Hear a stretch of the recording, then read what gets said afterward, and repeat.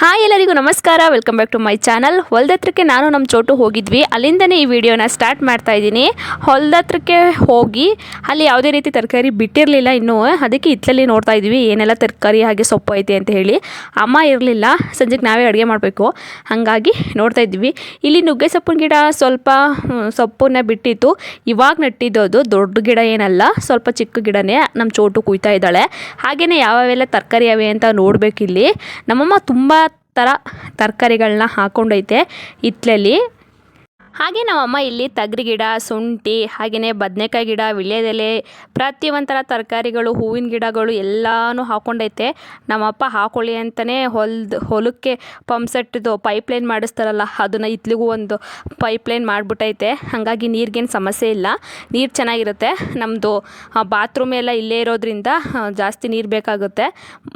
ಮನೆ ಇರೋದು ಮುಂದ್ಗಡೆ, ಆದರೆ ಹಿತ್ತಲಲ್ಲೇ ನಮ್ಮ ಮನೆ ಬಾತ್ರೂಮ್ ವಾಶ್ರೂಮ್ ಎಲ್ಲನೂ ಮಾಡ್ಕೊಂಡಿರೋದು.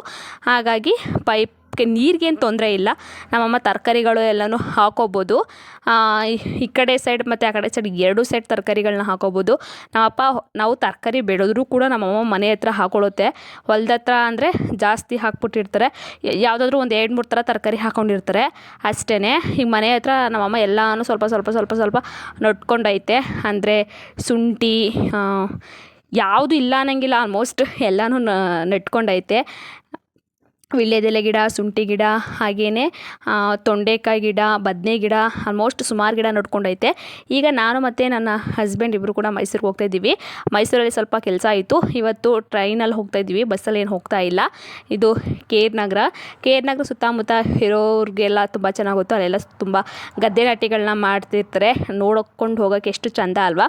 ನಾವು ಟ್ರೈನಲ್ಲಿ ಹೋಗ್ತಾ ಇದ್ವಲ್ಲ, ಹಾಗಾಗಿ ಸ್ವಲ್ಪ ವೀಡಿಯೋನ ಮಾಡಿಕೊಂಡೆ. ನಾವು ಸಾಮಾನ್ಯವಾಗಿ ಬಸ್ಸಲ್ಲೇ ಹೋಗ್ತೀವಿ, ಬಟ್ ಇವತ್ತು ಟ್ರೈನಲ್ಲಿ ಹೋಗ್ತಾ ಇದ್ವಿ. ಟ್ರೈನಲ್ಲಿ ಯಾರೂ ಇರಲಿಲ್ಲ, ಫುಲ್ ಎಲ್ಲ ಖಾಲಿನೇ ಇತ್ತು ಟ್ರೈನು, ರಶ್ಶೇ ಇರಲಿಲ್ಲ. ಈಗ ಫ್ರೀ ಬಸ್ ಬಿಟ್ಮೇಲಂತೂ ಟ್ರೈನು ರಶ್ ಆಗ್ತಾ ಇಲ್ಲ. ನೋಡಿ, ಇವಾಗ ಗದ್ದೆ ಎಲ್ಲ ತುಂಬ ನೀಟಾಗಿ ನೀರಿಂದ ಕಂಗೊಳಿಸ್ತಾ ಇದ್ದಾವೆ. ಹಾಗೆಯೇ ಗದ್ದೆ ನಾಟಿ ಮಾಡೋರು ಮಾಡ್ತಾಯಿದ್ದಾರೆ. ಇದು ಕಾವೇರಿ ನದಿ. ಇಲ್ಲೇ ಅರ್ಕೇಶ್ವರ ದೇವಸ್ಥಾನವೂ ಕೂಡ ಐತೆ. ಕೆ.ಆರ್. ನಗರದವ್ರಿಗೆಲ್ಲರಿಗೂ ಆಲ್ಮೋಸ್ಟ್ ಗೊತ್ತಿರುತ್ತೆ.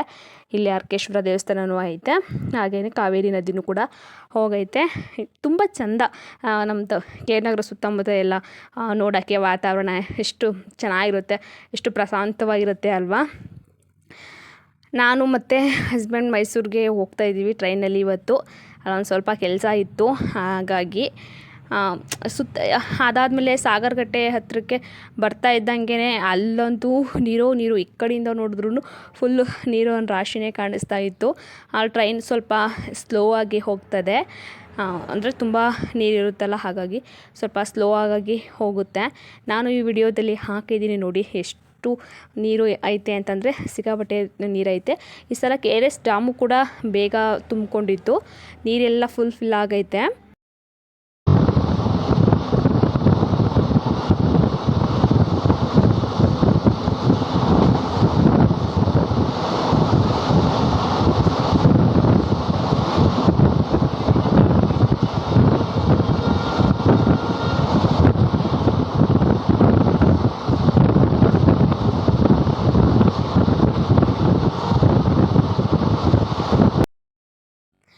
ಸಾಗರಗಟ್ಟೆ ನೀರು ಇಲ್ಲಿಂದ ಸ್ಟಾರ್ಟ್ ಆಗುತ್ತೆ. ಅಂದರೆ KRS ಡ್ಯಾಮ್ನ ಹಿನ್ನೀರು. ಎಲ್ಲಿ ನೋಡಿದ್ರೂ ಫುಲ್ಲು ನೀರು ಅಷ್ಟೊಂಥರ ನೀರಿರುತ್ತೆ. KRS ಡ್ಯಾಮ್ದು ಫುಲ್ ಹಿನ್ನೀರು ಇದಾಗಿರೋದ್ರಿಂದ ಫುಲ್ಲು ಆ ಕಡೆ ಎಲ್ಲ ಗದ್ದೆಗಳನ್ನೇ ಮಾಡಿರ್ತಾರೆ. ಹಾಗೆಯೇ ನೀರನ್ನು ನೋಡೋಕ್ಕೆ ಚೆಂದ. ಇದು KRS ಡ್ಯಾಮ್ನ ಹಿನ್ನೀರು. ಹಾಗೆಯೇ ಸಾಗರಗಟ್ಟೆ ಇದು. ಇಲ್ಲಿ ಟ್ರೈನ್ದು ಒಂದು ಸ್ಟಾಪ್ ಐತೆ ಸಾಗರಗಟ್ಟೆ ಹತ್ರ. ನೋಡಿ ಎಷ್ಟು ನೀರೈತೆ ಅಂತ. ಎಕ್ಕಡೆಯಿಂದ ನೋಡಿದ್ರೂ ನೀರು ಅಷ್ಟೊಂದು ನೀರಿರುತ್ತೆ.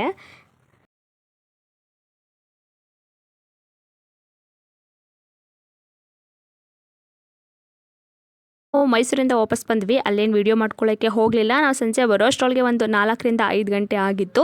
ಅಮ್ಮ ತರಕಾರಿನ ಕೊಡ್ತಾ ಇದ್ದಾರೆ. ಅಂದರೆ ನಾವು ಯಾವ ತರಕಾರಿನ ಬೆಳೆದಿರ್ತೀವಿ ಅದಷ್ಟೇ ತರಕಾರಿಗಳನ್ನ ಮಡಗ್ತೀವಿ ಮುಂದ್ಗಡೆಗೆ. ಮನೆ ಹತ್ರಕ್ಕೂ ಬಂದು ಕೇಳ್ತಿರ್ತಾರೆ, ಅಂದರೆ ಟೊಮೊಟೊ ಕೊಡಿ, ನಾವೇನು ತರಕಾರಿಗಳನ್ನ ಹಾಕಿರ್ತೀವಿ ಅದನ್ನು ಕೊಡಿ ಅಂತ ಕೇಳ್ತಿರ್ತಾರೆ ಊರವರು. ಹಾಗೆ ಊರವ್ರಿಗೂ ಕೊಟ್ಟಂಗಾಗುತ್ತೆ. ಹಾಗೆ ರೋಡಲ್ಲಿ ಹೋಗೋರು ಸುಧಾ ತೊಗೊಂಡು ಹೋಗ್ತಾರೆ ಎಲ್ಲ ಅಂತ ಹೇಳಿ ನಾವೆಷ್ಟು ತರಕಾರಿ ಬೆಳೆದಿರ್ತೀವೋ ಅವಷ್ಟನ್ನೇ ಕೊಡ್ತೀವಿ. ಹೊರಗಡೆಯಿಂದ ತಂದು ಏನು ಮಾರಲ್ಲ ನಾವು. ನಾವು ಬೆಳೆದಿರೋ ಅಂಥವು ಅಷ್ಟೇ ಮಾರ್ತೀವಿ. ಹೈವೇ ಹೋಗಿರೋದ್ರಿಂದ ಹಾಗೆ ಮನೆ ಪಕ್ಕದಲ್ಲೇ ರೋಡ್ ಇರೋದ್ರಿಂದ ಸ್ವಲ್ಪ ಮನೆ ಖರ್ಚಿಗೂ ಆಗುತ್ತೆ ಅಂತ ಹೇಳಿ ಕೊಡ್ತೀವಿ. ನಾವು ಯಾವ ತರಕಾರಿನ ಬೆಳೆದಿಲ್ಲ ಅದನ್ನು ತೊಗೊಳಕ್ಕಾದ್ರೂ ಅಮೌಂಟ್ ಆಗುತ್ತೆ ಅಲ್ವಾ, ಅದು ಜಾಸ್ತಿ ಏನಾಗೋದಿಲ್ಲ.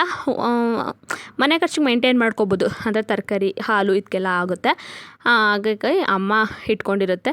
ಹಾಗೆಯೇ ನಾನು ಮನೆ ಹತ್ರ ಇರ್ತೀನಲ್ಲ, ಅಮ್ಮನೂ ಅವಾಗ ಮನೆ ಹತ್ರ ಇರುತ್ತಲ್ಲ. ನಮ್ಮ ಹೊಲನೂ ಅಷ್ಟೇನು ದೂರ ಇಲ್ಲ, ನಮ್ಮ ಮನೆ ಹಿಂದ್ಗಡೆನೇ ಹೊಲಗಳು ಇರೋದು.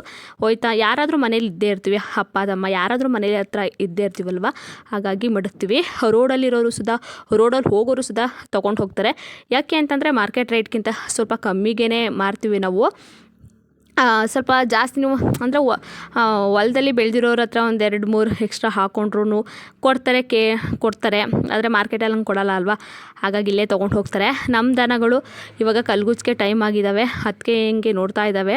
ನನ್ನ ತಮ್ಮ ಇವಾಗ ಎಮ್ಮೆ ಇಟ್ಕೊಂಬಂದನಲ್ಲ, ಹಾಗಾಗಿ ನೋಡ್ತಾ ಇದ್ದಾವೆ. ಕರೆಕ್ಟ್ ಟೈಮ್ ಫಿಕ್ಸ್ ಮಾಡ್ಕೊಬಿಡ್ತವೆ ಅವು. ಇದು ಈ ವರ್ಷ ನಮ್ಮ ಪಿತೃಪಕ್ಷ ಹಬ್ಬಕ್ಕೆ ನಮ್ಮ ಕುರಿಮರಿ ಇದು. ವರ್ಷ 2 ತೊಗೊಳ್ಳೋರು, ಈ ವರ್ಷ ಒಂದೇ ಇರೋದು. ಒಂದು ಹಬ್ಬದ ಖರ್ಚಿಗಾಗ್ತಿತ್ತು, ಇನ್ನೊಂದು ನಮಗೆ ಹಬ್ಬಕ್ಕಾಗ್ತಾಯಿತ್ತು. ಈ ವರ್ಷ ಒಂದೇ ಇರೋದು. ಹಾಗೇ ನನ್ನ ತಂಗಿ ಮಗಳು ಇಲ್ಲಿ ಆಟ ಆಡ್ತಾಯಿದ್ದಾಳೆ. ಅವಳಂತೂ ಅವ್ರ ಊರಿಗೆ ಹೋಗೋದಿಲ್ಲ. ಯಾಕೆ ಅಂತಂದರೆ ಗೊತ್ತಿಲ್ಲ, ಚಿಕ್ಕದ್ರಿಂದನೂ ಅಮ್ಮನ ಜೊತೆನೇ ಇರೋದ್ರಿಂದ ಅಮ್ಮನ ಜೊತೆನೇ ಇರ್ತಾಳೆ. ಅವಳು ಅವ್ರ ಊರಿಗೆ ಹೋಗೋದಿಲ್ಲ. ಒಬ್ಬಳೇ ಇರೋದ್ರಿಂದ ಒಬ್ಬಳೇ ಆಟ ಆಡ್ತಾ ಇರ್ತಾಳೆ, ಒಬ್ಬಳೇ ಇದು ಮಾಡ್ತಾಯಿರ್ತಾಳೆ. ಎಲ್ಲಿಗೂ ಹೋಗಲ್ಲ ಅವಳು. ಸದ್ಯ ರೋಡ್ಗೂ ಸುಧಾ ಹೋಗೋದಿಲ್ಲ ಅವಳು. ಹಾಗೆಯೇ ಇನ್ನೊಬ್ಬರು ಟೊಮೊಟೊ ಹಣ್ಣು ತೊಗೊಳಕ್ಕೆ ಅಂತ ಬಂದರು, ಅವ್ರಿಗೆ ಟೊಮೊಟೊ ಹಣ್ಣು ಹಾಕ್ಕೊಡ್ತಾಯಿದ್ದೀನಿ. ಇದೇ ಥರ ರೋಡಲ್ಲಿ ಹೋಗೋರು ನೋಡಿ ತೊಗೊಂಡು ಹೋಗ್ತಾರೆ, ಅವ್ರಿಗೆ ಎಷ್ಟು ಬೇಕೋ ಅಷ್ಟು ತೊಗೊಂಡು ಹೋಗ್ತಾರೆ. ನಾವು ಬೇರೆ ಬೇರೆ ತರಕಾರಿಗಳನ್ನ ಮಡಿಕೊಂಡ್ರೆ ವ್ಯಾಪಾರ ಆಗುತ್ತೆ. ಆದರೆ ಅಪ್ಪ ಬೇಡ ಅವೆಲ್ಲ ಅಂತಂದು ಇಲ್ಲಿ ಮಾರೋಕ್ಕಾಗೋದಿಲ್ಲ, ಸುಮ್ಮನೆ ಒಣಗೋಗ್ಬಿಡುತ್ತೆ ಅಂತ ಹೇಳಿ ತೊಗೊಂಡು ಬರೋದಿಲ್ಲ. ನಾವೇನು ಬೆಳೆದಿರ್ತೀವಿ ಅದು ಅಷ್ಟೇ ತರಕಾರಿಗಳನ್ನ ಕೊಡ್ತೀವಿ. ಇಲ್ಲಿ ಯಾರೋ ಒಂದು 2 kg ಅಷ್ಟು ತೊಗೊಂಡು ಹೋಗ್ತಾ ಇದ್ದಾರೆ.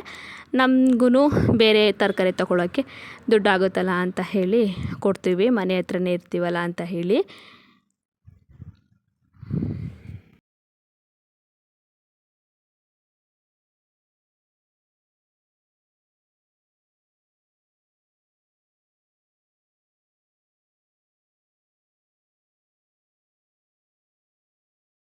ನಮ್ಮದು ಒಂದು 3-4 ತಿಂಗಳಿಂದನೂ ಇತ್ತು ಟೊಮೊಟೊ, ಆದರೆ ಈಗ ರೈಟ್ ಆಗೈತೆ, ಟೊಮೊಟೊ ಹಣ್ಣಿಲ್ಲ. ಹಾಂ 1 kg.